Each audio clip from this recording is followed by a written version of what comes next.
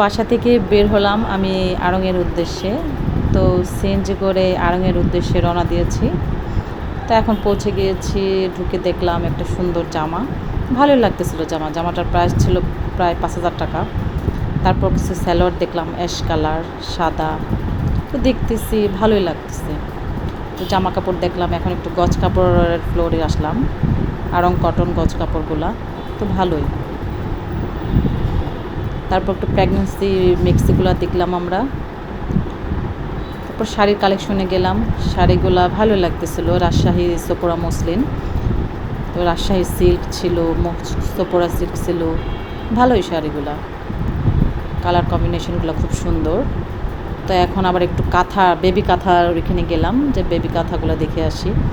তো বেবি কাঁথার ওইখানে দিয়ে দেখলাম যে এক একটা কাঁথার প্রাইস ২১19 টাকা প্লাস ভ্যাট। ভালোই লাগতেছিল, নিখুঁত কাজগুলা, বাচ্চাদের কিছু জিনিসপত্র দেখলাম।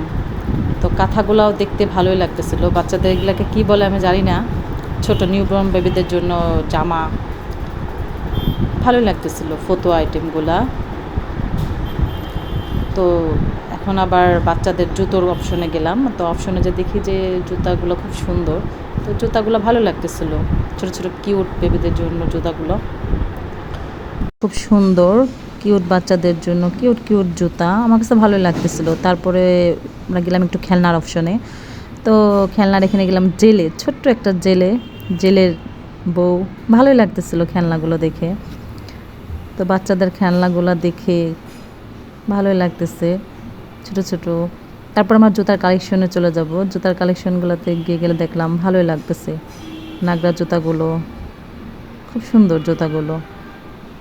তো আমরা জুতা জুতা দেখে তারপরে কেনাকাটা করে চলে আসলাম। এই যে আমার আড়ংয়ের শপিং, কী কিনলাম বলে দিবেন।